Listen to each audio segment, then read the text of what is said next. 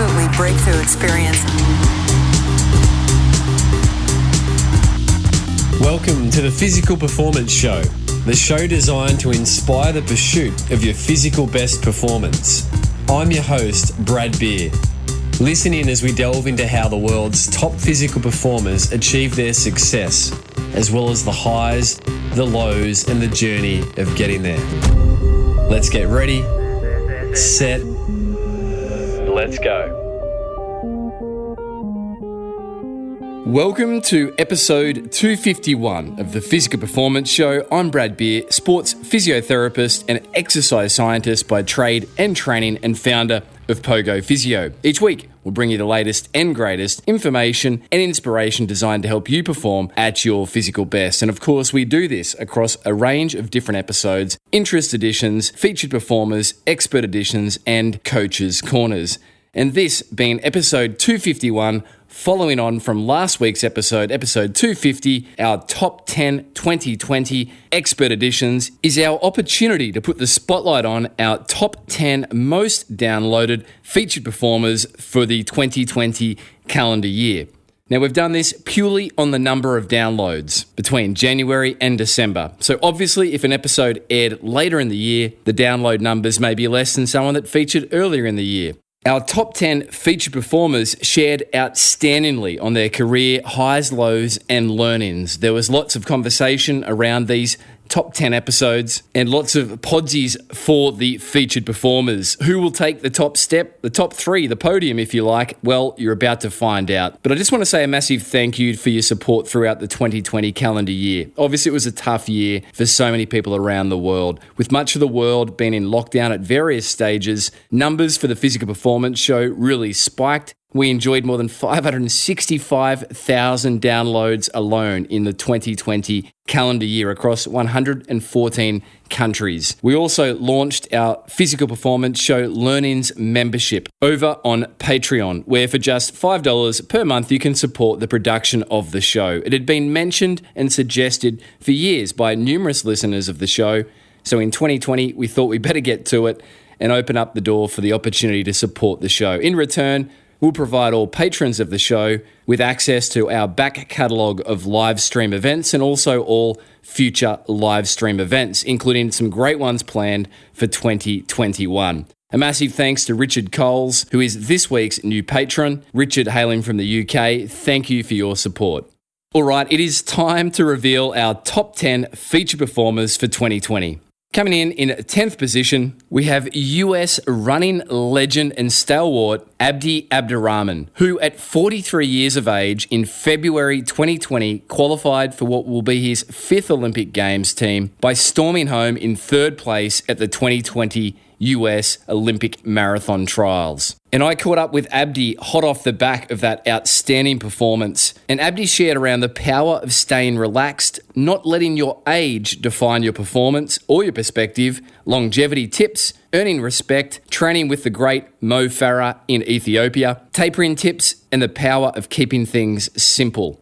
And I asked Abdi his top 3 tips for longevity for runners and also his top 3 tapering tips. Enjoy.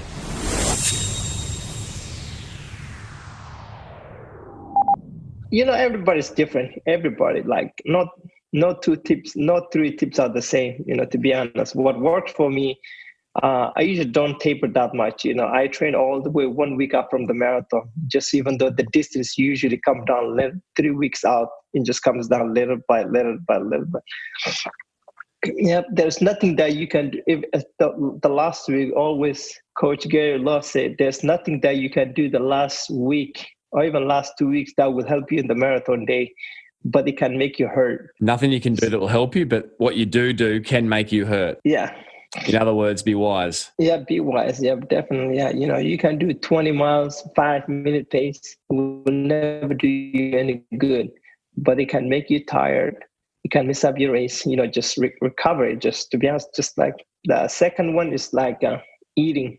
Don't try to like be like one of those people like 2 weeks out of the marathon. Suddenly you need to eat some food that you never get used to. Eat what you eat every day or every time like you're doing your long run leading to just don't change your diet 2 days or 3 days before the marathon, because if you train for a marathon and you did the right training, you just eat the same food night before you go your long run, you eat your pasta, whatever you ate. I don't know what people, so I just tell people don't change their diet. Just don't change. Yeah, don't change. Yeah. Just because it gets you to this point, so it won't, if you try something new, just will mess up your upset stomach or something. Yeah. Third point for tapering. These are great. We've got watch what you're doing the last week because it can't make you fitter, but it can hurt you.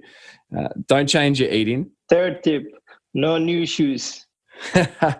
No new shoes. I mean, you wore the Vaporflies, not the Alpha Flies at the 2020 trials. But right? I'm different. And I walk around the hotel, just like for me, just so I wore like I could have worn the Vaporfly, but I never wore them before, so I never did that many wrong with them. So that's why I wore the Alpha Fly normal ones. And so that's just me personally, yeah. Yeah, absolutely. And yeah. As you said, it's individual, right? Yeah. Maybe if I would have got those, I might would have got, I don't know. I could have. Yeah. I don't think it would make any difference, to be honest. I'm happy the way the race went. So mission accomplished, right? Yep, that was the whole thing. Could have been second, third, would be as good as second place, the third place. So it's only one of those races. Yeah. You could say that the third place is as good as first place. Yeah, it's exactly. There was a job to be done, and the job was done. So be sure to jump back to episode 221 featuring Abdi Abdulrahman for what were plenty of learnings from one of running's true legends that continues to endure and succeed. Now, coming in the 9th position as the 9th most downloaded featured performer for 2020 is fellow countryman of Abdi Abdulrahman, Mike Wardian. Now, also, this was such a popular episode. Where do you start with a character like Mike Wardian? Well, let's start with the fact that Mike, just like Abdi, continues to experience such great running success well into his 40s. Mike holds the World Abbott Marathon Majors record for the fastest average times across all 6 World Major Marathons, 2:31.09. Mike picked up a bronze medal at the USA Track and Field 50-kilometre National Road Championships, crossing the line in 3:06.10, which was a US 45 to 49-year-old Masters record. And Mike's prolific, racing on average more than 50 times a year. He's previously held the fastest 50-kilometre treadmill time in the world of 2 hours, 59 minutes. And at one point was the world's fastest marathoner ever dressed as Spider-Man and Elvis. And during lockdown, Mike ran an incredible 422 kilometres, 262.5 miles across 63 hours with no sleep. But wait, that was around his backyard. Now, we played plenty of Game of Threes with Mike, but here is Mike Wardian's top 3 marathon tips.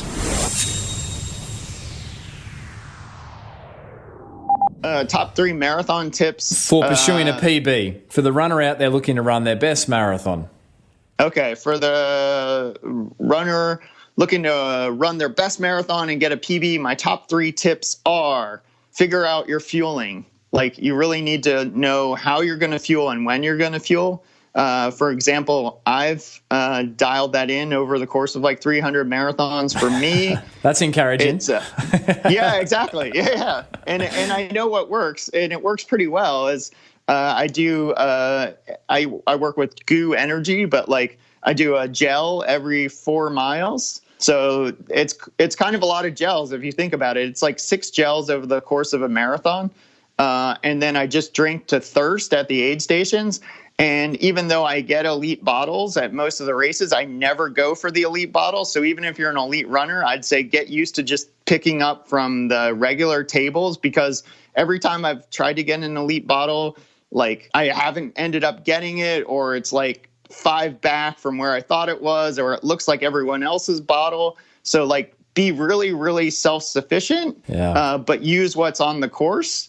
So that's tip 1. Yep. Figure out your fueling. 2. Yeah. 2, the pace that you start at, you should be able to hold the whole time. Don't get caught up in what everyone else is doing. And it's such crap because I always do it. Even if you've done like 300 marathons, it's super exciting. The first 10K, everybody thinks they're like rock stars and everyone's cheering and you feel great and it feels slow. You've been saving yourself for this race and you've probably been tapering for a week. And like, just remember that it doesn't get hard until it gets hard, and then it gets really hard, and you have to be ready for that. And it's not going to feel like it did when you started 3K into the race. So be prepared for it to get hard and be ready for it.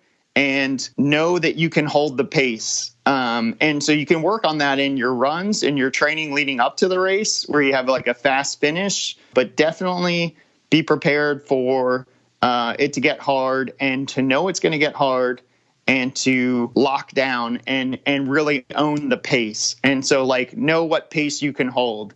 And so I think a lot of people like look at their watch and their, Garmin or Polar or like tells you like, oh, you should be able to run, 2:30 or 4 hours or whatever it is based on your 5K time. That might be true, but I'll tell you, when you get to 30K, if you've never run that far, it's going to feel really, really hard to hold that same pace. So I even recommend, and a lot of people will say like, oh, don't run more than like, 35K in training or whatever. But like, I actually recommend like, if you get the opportunity and the people I'll train, like sometimes I'll have them run the marathon beforehand so that you're not worried about like what it's going to feel like. You'll actually know like, oh, that's not exactly what I thought it was. And I think it makes a big benefit to know that you can do it just mentally. Like, then you're like, oh, I've already done that. It's not a big deal. And so like, yeah, I think that'll help you, get to the next level. Yeah, and so is that the complete second one? Is there a third one? Yeah. Sorry, that's the second one. That's so powerful. Own the pace, Mike Wardian. And then the third one, and the reason I do this is because I've messed this up before, and I could keep going. I can have way more than 3, but the third one I think is one of the most important, is lay all your stuff out the night before. So like, everyone posts the pictures of their like, running kit with their shoes and their compression sleeves and their socks and their gels, but do that the night before, so that at 4:45 in the morning when you're trying to get to the start line, you're not like, where's your shoes? Or you don't show up at the start without your shoes because you thought they were in the car, which I've done before and had to borrow shoes from a friend. And then he was like, hey, I need to split half your prize money. And I was like, no, dude, come on. But like, or show up without socks, or like without your lube. So like definitely lay out all your stuff ahead of time so that you're not scrambling around in the morning trying to find out, where your arm sleeves are. So yeah, do that. So if you missed Mike Wardian, episode 210, recorded in April, as we all wondered what 2020 would hold for us, be sure to jump back. There were so many learnings, some wonderful top threes shared by Mike.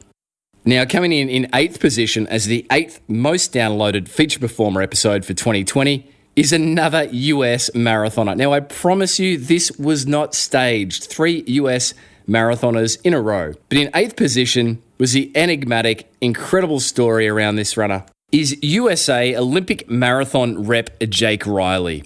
At the USA 2020 Olympic Marathon Trials, Jake Riley stormed home for second place, just ahead of our top 10 most downloaded feature performer, Abdi Abdulrahman, to snag his first Olympic team debut. Now, aside from Jake's remarkable US Olympic Marathon trial performance, it's the story that underpins Jake's success at the trials, being his 3rd Olympic Games trials, that really stands out. Runner's World magazine quoted, "Shouldn't have Jake questioned whether he should continue chasing the Olympic dream." They then ran the headline after his success, quoting Jake Riley and his coach, former physical performance show featured performer Lee Troop, episode 101, were broken and now they are going to the Olympic Games. You see, for Jake to qualify for the team, he had to overcome every setback you could imagine. From prior surgery for Haglund's deformities and persisting Achilles tendon issues, through infection, illness, relationship breakdown, losing sponsors, and more. It is a truly inspiring and uplifting story. And by gosh, we all wish Jake Riley the very best for Tokyo 2021. And during the episode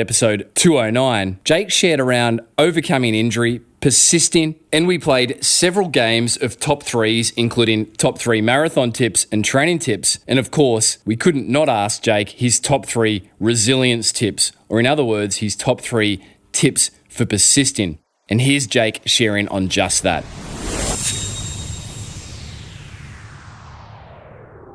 I think the first one would be that you can get pretty far in training, taking it like just one day at a time.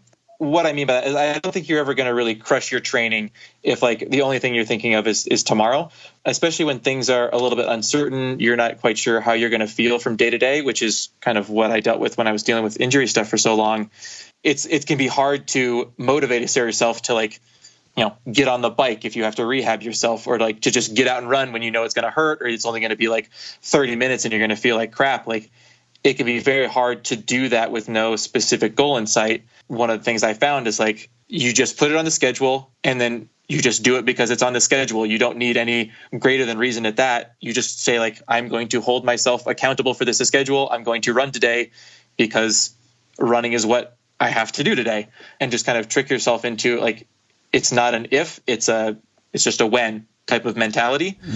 Again, you don't want to go through life like that. Like, running is not going to be enjoyable doing that. But I think if you do that long enough and you keep committing to the process, eventually things are going to turn around. And then number two, which I think helps with number one, is have somebody else there to help you stay accountable. I find that I am definitely someone that will kind of overthink how I feel or get a little bit too in my head about things. Like, first worry that like I'm not going hard enough. And then when I start going harder, worried that like I'm going too hard now. And then if I pull back, now I'm worried that I'm letting myself off the hook. I just get too mentally into things.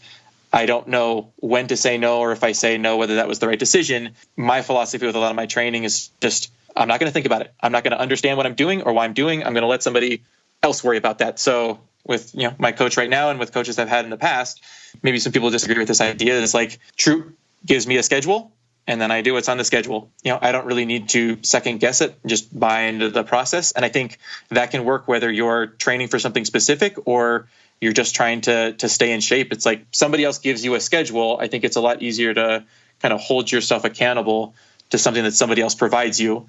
The most productive version of that is probably like something you get from a coach, but like, I don't know, it would probably work if like your 6th grade Spanish teacher gave you a schedule and it's just, this is not my decision. This is somebody else's decision. Yeah. And I'm just going to listen to what somebody else gives me. And I think that can get you a pretty long ways until, the adrenaline and the emotion of actually having something to train for can finally kick in. Yeah. And I think for people that are stuck inside or whatever, just have somebody else write your schedule could potentially be a good way to get through this hopefully short period of turmoil. Yeah. And then the other part of resilience, have something else going on, which again, I know is tough right now, but I think when things really started to go south for me when I was with the Hansons was when I was injured and I was trying to like kind of rehab things sort of in the background, but all I was doing there was just running. I had nothing else really going on. When all you have to do is run and you've done your, hour of rehab or 2 hours of rehab for the day, like it's kind of depressing to just sit there and watch Netflix for the rest of the time and just think about how you're not fit and you have no real hopes of getting fit. And so one of the big things that I've tried to change about my life since I moved out to Colorado and done this whole rebuild was I always want to make sure that I have something that is not related to running that I can fall back on if things are going badly. And then even if things are good, I think it's good to get sort of a mental break. So I'm currently in grad school here in mechanical engineering. I also work part-time as an SAT tutor. And even though things for me with running are going really well right now, and I have a lot of opportunities on the running side, I don't know that I'm ever going to fully step away from those things because like I've been on break for the last couple of weeks. And I think it's really easy to sort of get into sort of a malaise during that process. But I've been engaged in other activities, and I think that it helps me keep me on a more even keel as much when things are going good as when they're going bad. So find something else to invest in. And I know that's a very broad topic and it's potentially a little bit hard to do, but like, I don't know, decide you're going to get really good at sketching or something. Just find something else to think about that is not athletics so that you don't just kind of gnaw at that one little thing all the time.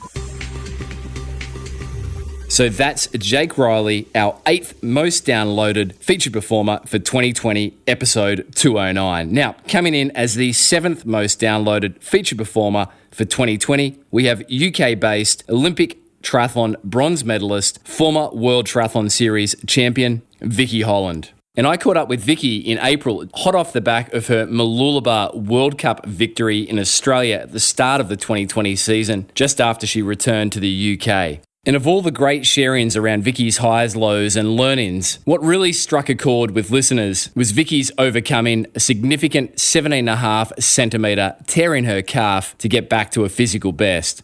So here's Vicky sharing on her top 3 injury recovery or rehabilitation tips.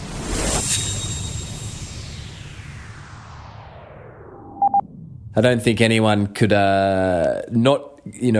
comprehend that 17.5 centimetres is a significant distance or length for a calf, if you like, injury there. Yeah. You know, the psychology of injury, I often feel, is a greater threat to an athlete or anyone's well-being than certainly the physical pain of it. So we'll play a game of top 3s here, Vicky. What would Vicky Holland's top 3 tips be in coming back from significant injury? Vicky's top 3 tips. I think the first thing is to not expect it to be perfect straight away. You're definitely still going to have some residual pain or just some awareness in an area, and that's okay. You're going to be hyper aware of something for a little while, and that's okay. To know that that's expected and that's okay. The second thing is to be communicating with the team around you, whoever that is, all the time, because they're going to be the ones who'll be able to reinforce to you that, yes, this is an acceptable level of discomfort, this is to be expected. Or conversely, they could turn around and say, actually, this is probably a little bit more than we expect, so we're going to back it off and you're going to have another couple of days off it, or maybe we need to send you for a repeat scan, that sort of kind of thing. And then the third one, I think, is to have goals, but also, this probably sounds conflicting, have little goals set, but also be willing to adapt them. You've got to be so adaptable coming back from an injury, because nothing happens in a straight line. Nothing even happens in a curve. It happens in like steps and then drop-offs and then spikes, and you've almost got to be prepared for anything, but know that if you can readjust your goals, that you'll be absolutely fine. So whether that's, okay, well, at the moment my goal is that I'm going to be, and with my physio we've decided I'm going to be running on the Alter G in 3 weeks. If in 2 weeks' time they say to you, we think you're going to need another week because you're just not quite there yet, you have to be able to take a day, get your head around it and go, okay, fine, another week. I'll do my rehab exercises for another week and I'll be ready to go. So those are probably my 3 biggest tips. So if you missed episode 212 featuring Vicky Holland, be sure to jump back and enjoy the full episode. Now, coming in as our 6th most downloaded featured performer for 2020, we have dual Australian Olympian distance runner Dave Mcneil. And on episode 199, Dave shared his career highs, lows and learnings, and something that really jumped out with many listeners was Dave openly sharing around his discovery that he'd been in a state of low energy availability, which had been significantly contributing to his succession of bone stress injuries. Dave shared further around navigating self-doubt, the concept of old man strength, considering the bigger picture, mistaking stable weight to mean there must be energy balance. And Dave shared some really interesting insights around appraising our readiness to perform and overcoming the fear of the pain that we know has to take place in order to get the best out of ourselves physically. So here's Dave sharing on those 2 topics.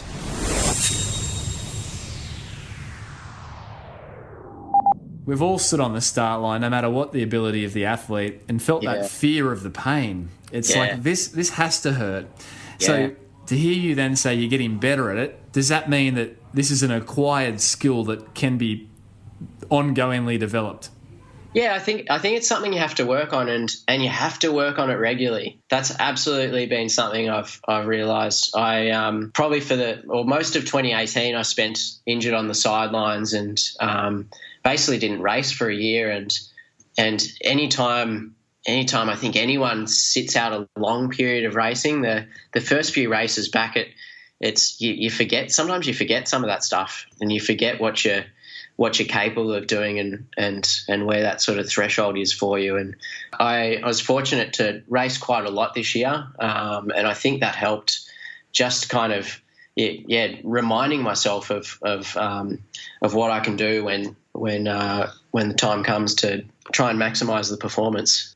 Yeah, but I absolutely need a regular stimulus of that, and whether that's regular racing, focusing on certain parts of your training schedule, where you might be doing particularly hard reps, or where you just the goal is like don't drop off here, or don't let the pace drop here. But it's definitely like working on that mental side of like negotiating those instances.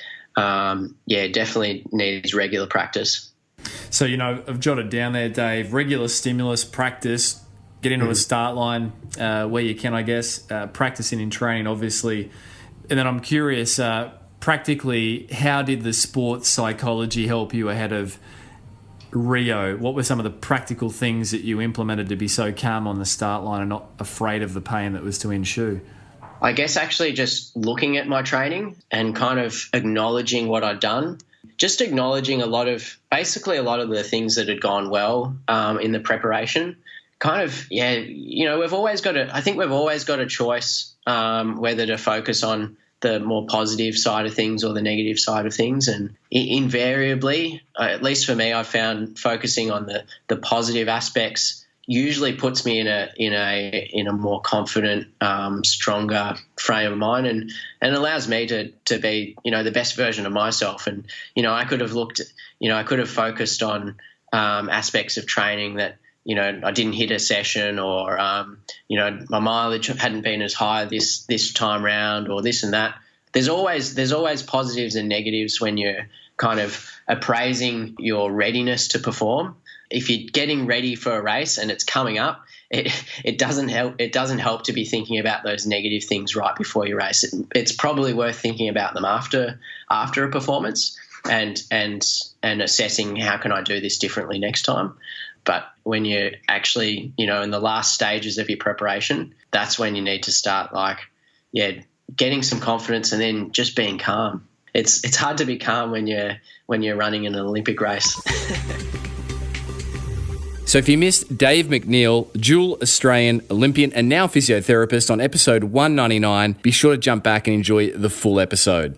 Now we're halfway in our top 10 countdown, and coming in fifth position as the top 5 most downloaded featured performer for 2020, we have the Iron Cowboy, James Lawrence. James Lawrence is prolific. He set the world record for the most number of half Ironman triathlons in a calendar year at 22, before he then went on to set a further world record for the most number of completed Ironman distance triathlons in a calendar year at 50.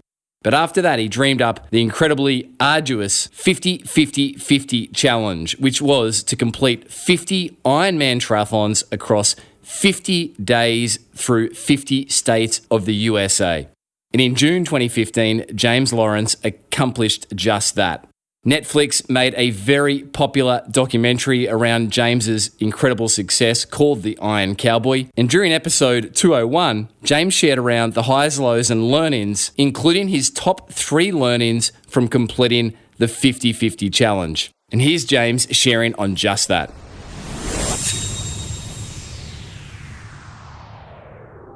James Lawrence, Iron Cowboy, if you had to consolidate your top 3 learnings from the 50-50-50, I've got a bunch of things I want to explore with you, but what would be your top 3 takeaways or learnings if you had to consolidate them? You'll never be ready, just show up and start. Time's gonna keep ticking either way, so you might as well keep moving. And if you're tired of starting over, stop giving up. Yeah, wow. Can we explore those? You will never be ready. Just start. I mean, how do you prepare for 50-50-50? You can't, right? No one's done it. You physically can't put those hours in. There's a cap on your preparation time. Yeah, you can't. And the best example that I can have is you're never going to be ready to be a parent. And you have a baby, and then you just really start to figure it out. And you can read the books and you can prepare yourself for whatever. And the same thing with the 50 is we knew we could do as much as we could and get me as strong as possible, but there was no way to prepare for that 50 days. And it's like having a baby or doing the 50. You learn as you go on the journey, and you make mistakes and you fix them and you course correct.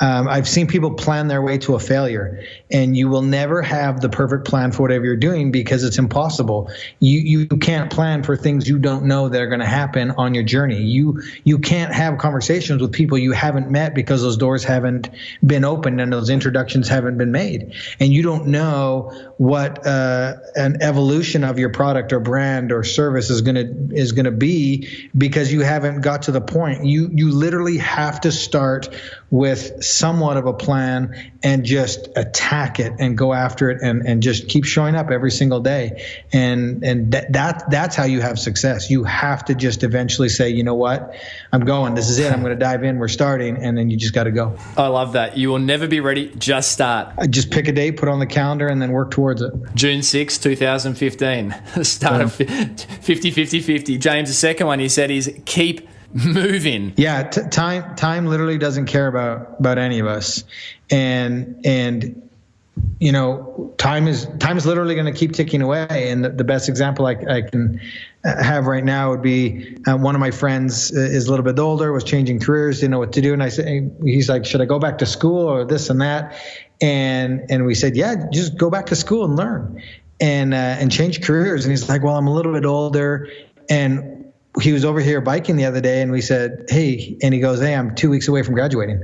And he goes, I can't believe how much time, how much we've accomplished. And the 2 years was already over. And he goes, I could still be doing the same thing I was, but I started and I showed up every single day, and here we are, it's already at the end. And he's going to have a new career, and he's going to do it for 30 years. Right. And so that, people just don't understand that time's going to pass either way. And if you keep doing just the smallest of tasks every single day, you're going to chip away at what you're doing. The problem is people, eat an elephant in a day, right? They try to do everything on their to-do list in the one day. And the reality is I think we should celebrate when we knock one thing off our list. Like, we could have a bad day and just do one thing on our list. Well, that's great. You did one thing on your list. You got closer to your goal because you did something. And so I think we get so overwhelmed and we that negative self-talk comes in, and we get hard on ourselves because we didn't do the 25 things we wanted to do today, and we did one, and that's a win. Keep moving. So you'll never be ready. Just start. Keep moving. And then this third takeaway, top learning from the 50-50-50, James, if you are tired of starting over, stop giving up, as you've already elaborated on. Yeah, we had a unique and good reason to quit every single day, and we could go back to the drawing board and try to figure out those mistakes and then start over. And 5 years later, we would literally be still trying to complete the 50 because of all the things we didn't know and had to learn throughout, and to quit and to go back and to quit and to go back. At some point in time, you just gotta push through and adjust and make those and course correct and learn.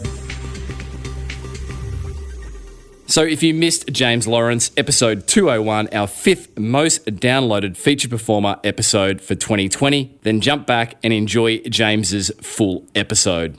Now, coming in our top five, we have Brett Robinson, Australian Olympian, INEOS 159 Challenge pacemaker, who I caught up with just off the back of his record-breaking 59.57 Australian national record half marathon at the Marugame Half Marathon in Japan. During episode 206, Brett shared around overcoming bone stress injuries, the importance of getting your marathon pacing just right, the power of self-belief, and intriguingly, Brett shared around what he learnt through spending time around the INEOS 159 Challenge pacemakers when he acted as a pacemaker as well, and how his inclusion as a pacemaker for INEOS 159 and some observations of the East Africans, including Eliud Kipchoge, have taught Brett the power of listening to his body and adjusting his training accordingly.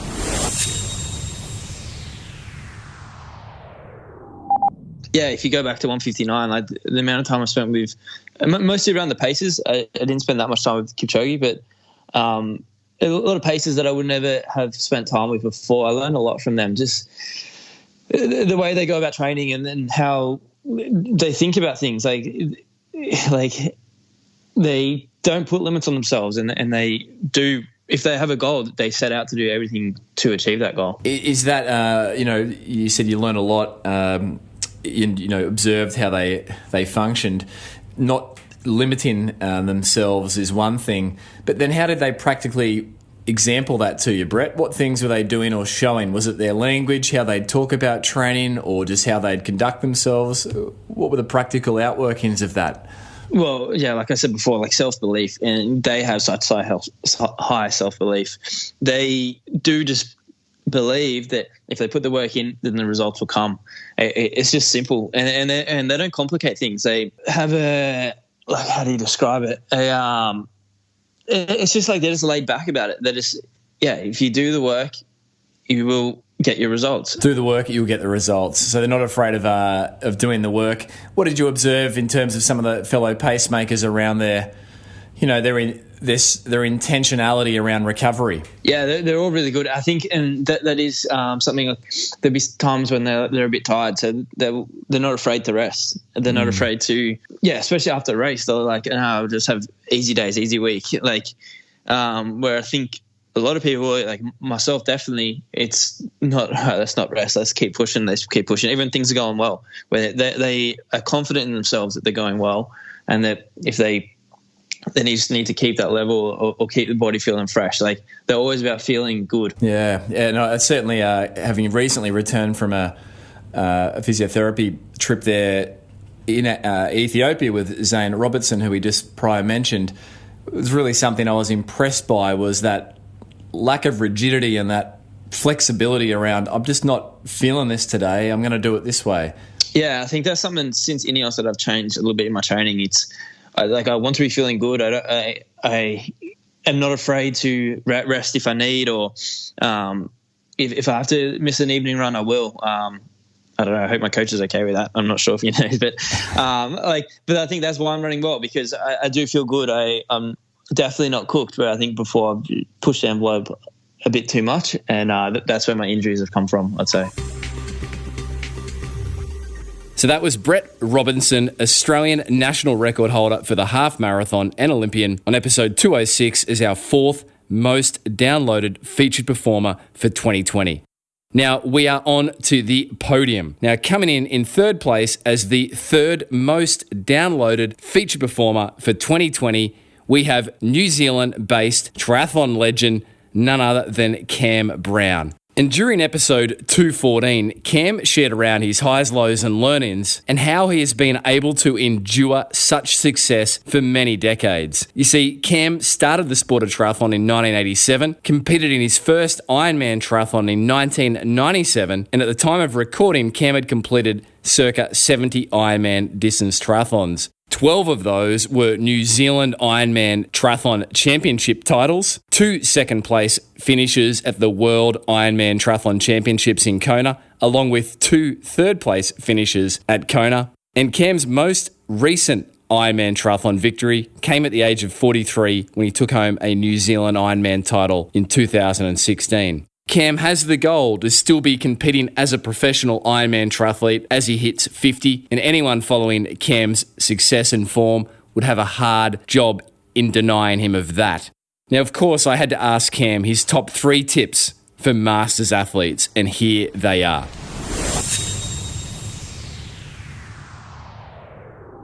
What do you think, Cam, are, if we play a game of top 3s, what are the top 3 requirements for a Masters athlete? I think, definitely. Well, I couldn't do it if I didn't enjoy it and didn't have that passion for the sport. That's number one, I think, because I just wouldn't get out of bed otherwise in the morning. And it is extremely hard what we do. So if you don't have a love for it, then, you'd quickly roll over and push the snooze button on your alarm clock if you didn't.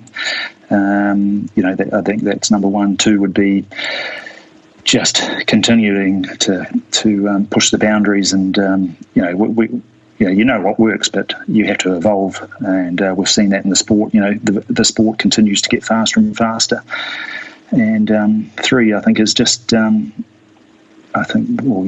biggest asset is just I think consistency, and that plays a massive part in what I've ever done.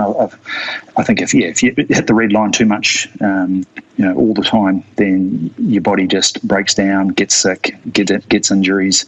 So it's knowing how hard you can push that body, and if as you get older, we can push the throttle, up to 8,000-9,000 revs when we're young. But as we age as an older athlete, then it gets pretty hard you can't push that throttle down as much, and you've got to take the foot off the throttle, that's for sure. And it's more about, so a lot of my training now is, it is endurance, but it's those hard sessions are few and far between. They're more like 2 runs a week that are a tempo or threshold workouts where back in the day in my 20s and 30s you'd recover within 24 hours and it wouldn't be a problem. But it's more like 48 to 72 hours now between those real hard sessions.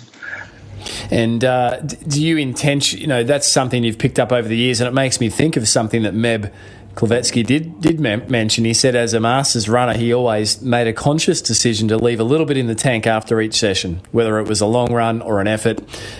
He wouldn't empty it.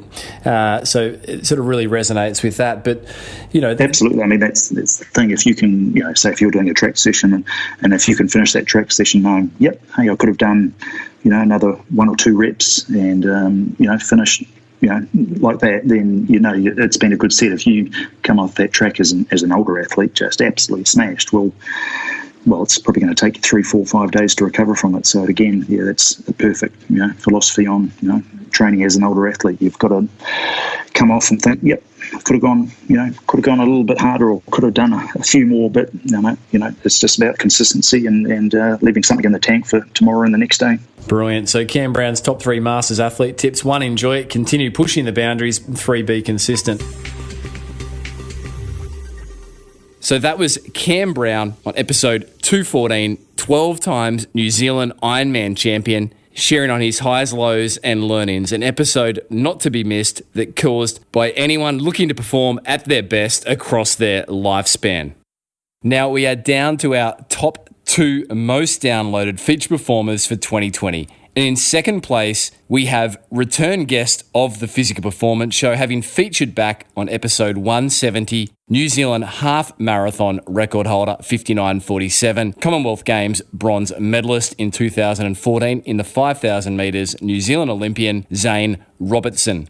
Now, I caught up with Zane in person for episode 203 from the balcony of Zane's home in Ethiopia at altitude in the village of Mizan. I was on site in Ethiopia with Zane completing physiotherapy duties with Athletics New Zealand, helping Zane prepare for what should have been early preparations for his Tokyo 2020 Olympic marathon campaign. It was an incredible experience and a unique recording that I will not forget in a hurry. And during the episode, Zane furthered on from episode 170 in sharing around the challenges that he and identical twin brother Jake Robertson first encountered when they landed in East Africa at just 17 years of age, hell-bent on establishing themselves amongst the world's leading distance running talent. Zane shared some great stories around black mamba encounters in the forest, Ethiopian hyenas running at altitude and the role of the sauna, the importance of strength and conditioning, why we must never stop learning as athletes, the story behind an incredible 2-hour planking challenge, and Zane shared around overcoming doubts ahead of taking to a start line, the reason why it's so important to be healthy and ensure that we get there, and his top 3 marathon tips. Here's some snippets from the second most downloaded feature performer episode for 2020, New Zealand Olympian Zane Robertson.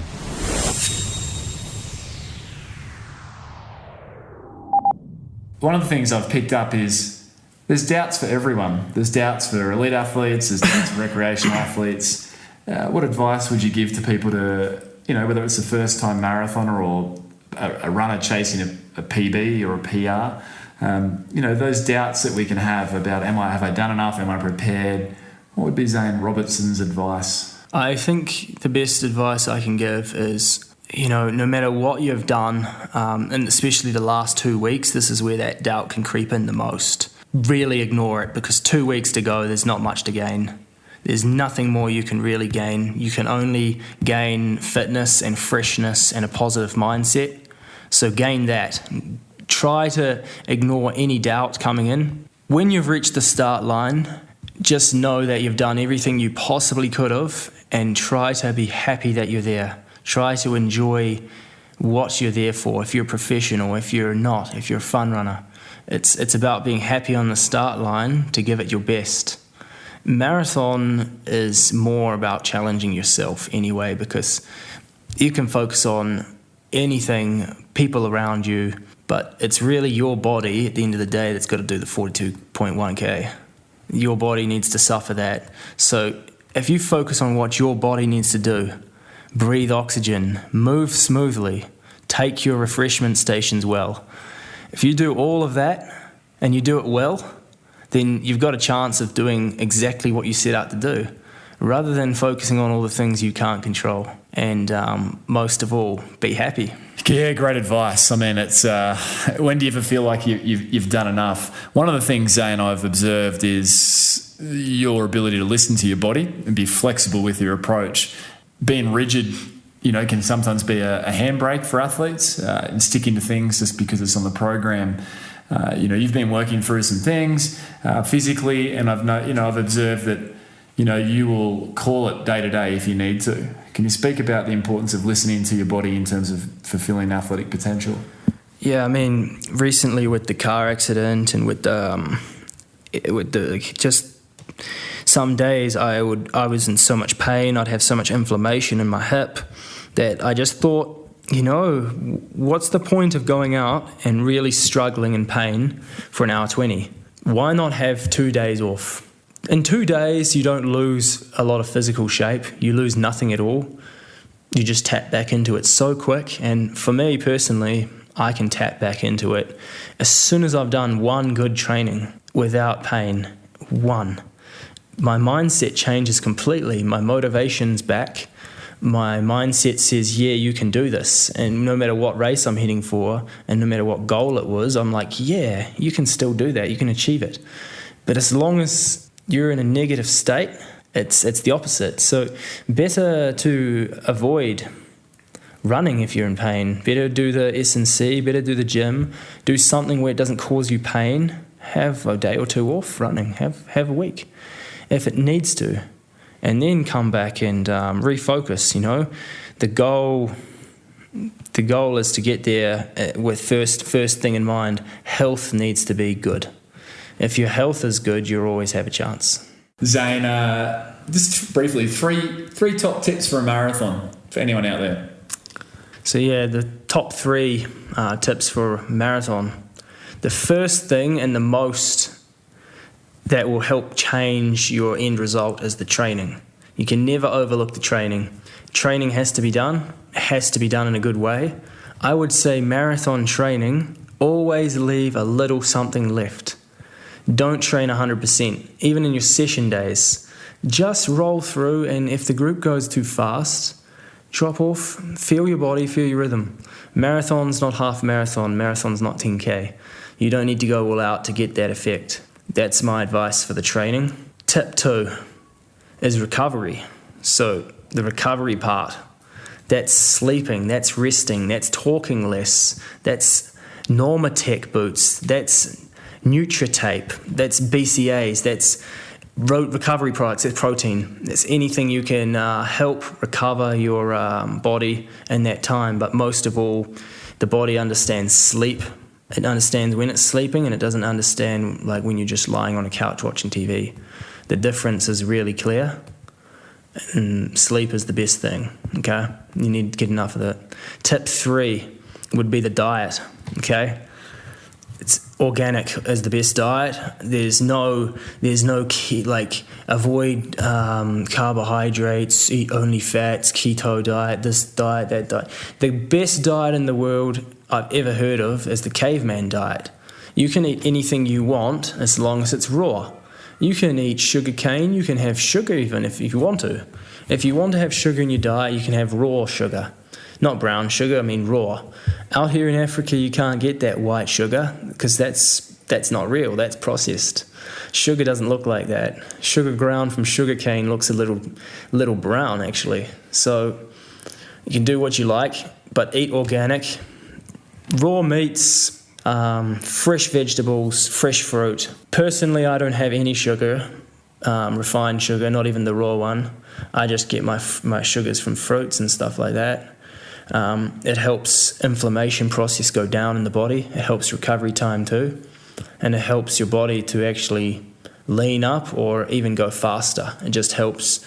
We weren't born to eat these processed foods. Our body doesn't like them, so it does the opposite of what you want. All right, so if you missed Zane's share-ins on episode 203, add it to your playlist and enjoy the full highs, lows, and learnings from what was such a popular episode. All right, it's time to reveal our most downloaded feature performer for 2020, and that is, drumroll, Olympic silver and Olympic bronze triathlon medalist, 2012 World Triathlon Series champion, none other than Johnny Brownlee. And on episodes 216 and 217, Johnny shared tremendously around his career highs, lows, and learnings. There was very little that we didn't touch on across the 2 episodes. Collectively, the episodes were enjoyed more than 20,000 times through downloads worldwide. And in the 2 parts, Johnny shared around his origins into the sport of triathlon, the role that dual Olympic gold medalist and older brother Alistair has played in inspiring and instilling belief in Johnny. Johnny reflected on his London 2012 and Rio 2016 Olympic Games successes, shares openly around the repeat heat illness episodes that he has experienced through his career, including the sport-defining moment where older brother Alistair accompanied heat-stricken Johnny across the finish line of the 2016 World Triathlon Series Grand Final in the blistering heat of Cozumel, Mexico. And there were so many great learnings to be had about how we can all incorporate some of the approaches Johnny has successfully used across his career. Here's some snippets of Johnny sharing his top tips for overcoming both tendon and bone-related injuries.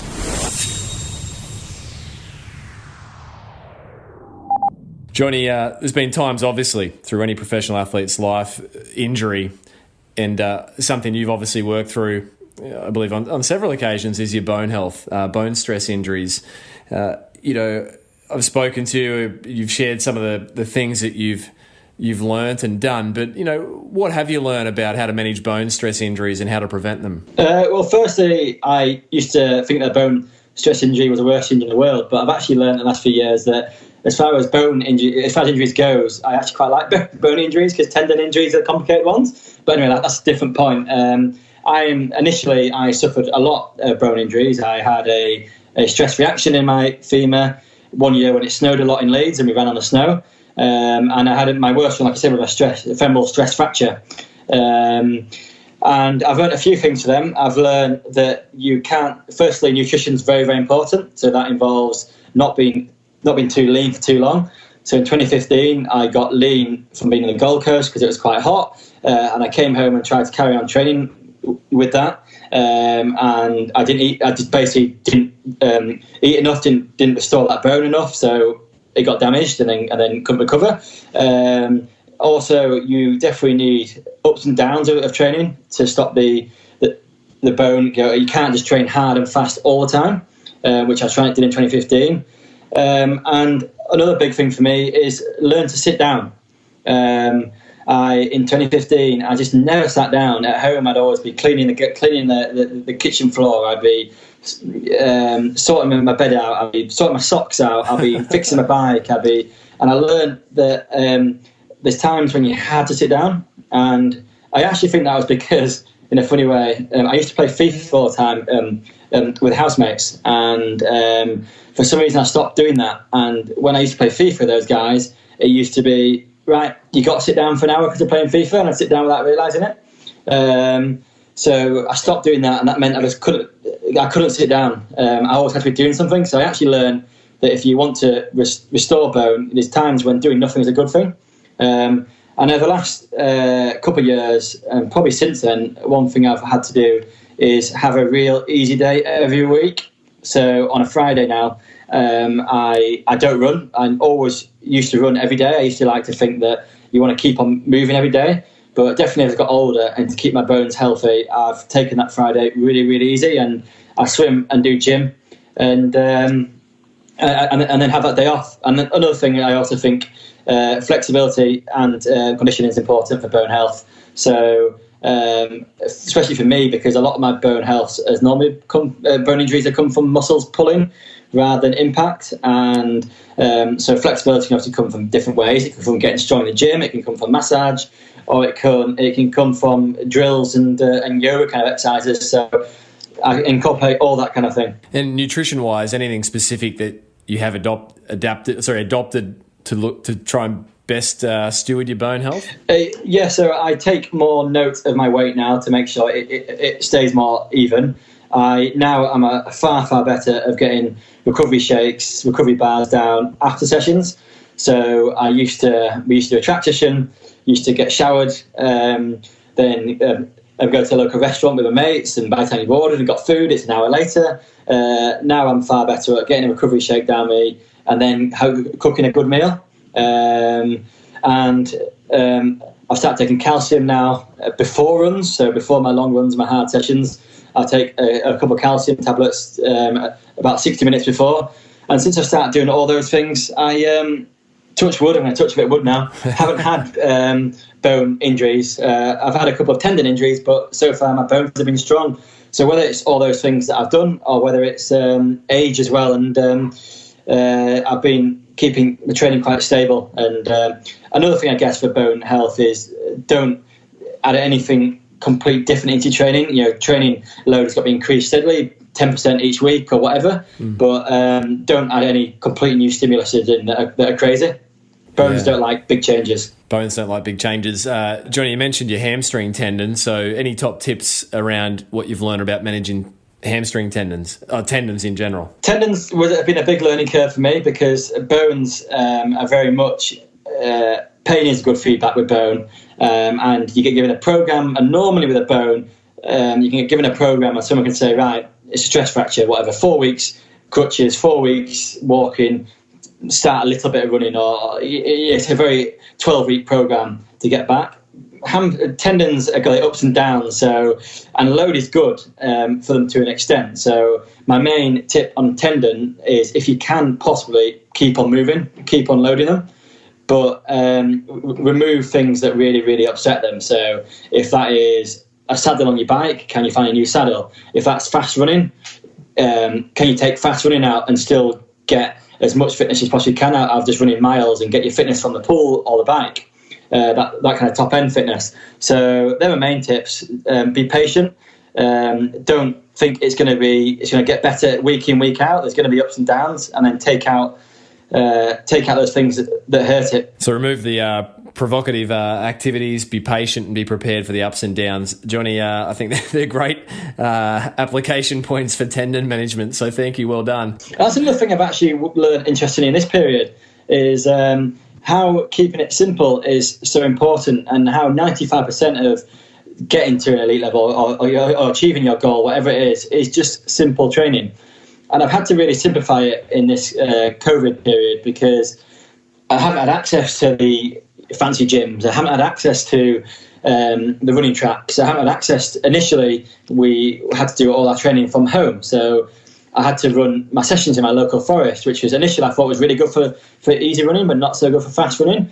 But I've just been keeping it unbelievably simple, and just doing this simple training, endurance training, getting out and getting it done. And I've learned that if you've got a good head and you're motivated to train and you've got a healthy body, then you can achieve 95% of your goals. Yeah, well, it actually makes me think of my recent experience in Ethiopia, where there's very little distractions, and it's just a simple, pure existence of, train, eat, relax.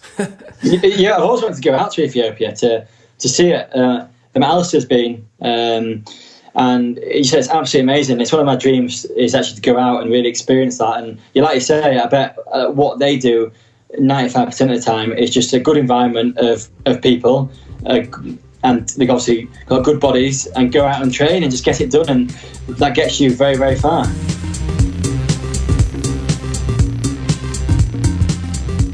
So there you have it, our most downloaded feature performer for 2020, Johnny Brownlee. And of course, if you missed episodes 216 and 217, they're a must to add to your playlist if you happen to miss them through 2020. Now, if you happen to miss last week's episode, it was a look back at our top 10 expert editions from 2020. Find out who topped the list on that one. So once again, thank you for your support across the 2020 calendar year. A huge thank you to our show sponsors across the year, Physiocrem, Run to PB, and also Endure IQ. Thank you to Endure IQ for supporting this week's episode. If you're an athlete ready to take charge of your performance with proven training programs and workouts adjustable to your needs, then Endure IQ Training Squad is here to help. It's a training hub where athletes have access to a training calendar consisting of a selection of world-class training plans and scalable workouts from a credible source with proven results. Sign up to Endure IQ's newsletter, The Brew Up, where Top 10 Expert Edition guest of the show, Dr. Dan Plews, gives you his weekly top 5 anything from latest science and tech to workouts of the week. And if you sign up to the Brew Up before the end of January 2021, you'll be in with a chance to win one of 3 premium training squad memberships free for a month. Jump over to endurieiq.com. And I have to say, the Brew Up is one of my favorite emails to receive each and every week. Of course, our episodes, as usual, are also brought to you by Pogo Physio's online telehealth consultations. If you are a runner or endurance athlete worldwide looking to get back to your physical best, being bothered by tendon, bone, or joint-related concerns, then our 45-minute online telehealth consultations can be a fantastic platform to achieve getting back to your physical best. Jump over to pogophysio.com.au/telehealth to schedule your online consultation with myself or any of the Pogo Physio team. And today's episode is also brought to you by the Physical Performance Show's Learn-Ins membership, where from just $5 per month, you can support the production of the show. In return, we'll grant you access complimentary to all catalogued live stream events that we held in 2020, Dr. Shona Halson, Recovery Essentials for Optimal Performance, and Dr. Stephen Seiler, Sustainable Training for Attainable Endurance Goals. We'll also grant you free access to all upcoming 2021 and beyond live stream events that we have planned and scheduled. Jump over to Patreon, search the Physical Performance Show, and there you can pledge your support. Of course, there's no obligation, just the opportunity to do so. Of course, a massive thank you to the great folk who make this show possible each and every week. Daryl Misson, our audio engineer, Susan Wilkin on all things show administration, and Matthew Wardian on all things show graphic design. We head into what will be our 5th year as a team in bringing this show to you. Be sure to jump over and subscribe to the show if you've been enjoying the episodes. Consider leaving a rating and review over on iTunes. And we're also now over on YouTube at The Physical Performance Show. Keep the podsies coming. That's a screenshot of the episode you're enjoying and tagging in the show at Physical Performance Show over on social. Now, coming up in 2021, we kick off the year with a series of expert editions. These will include world-leading expert in all things tapering, Inigo Mojica, Dr. Dan Robertson on nasal obstruction and why it's so key to get on top of if you're an athlete. But first up, next week, I'll share with you a recording with mental skills coach, positive psychology academic Rory Darkins. We're theming the episode Positive Psychology for Endurance Athletes, and it's one that you are not going to want to miss. There are so many great practical mental skills that you will be able to immediately deploy to set up for hopefully your best physical performance and year to date. So be sure to be tuning in next week, episode 252 of the Physical Performance Show featuring Rory Darkins. Until then, keep pursuing your physical best performance. I'm Brad Beer, and this has been the Physical Performance Show.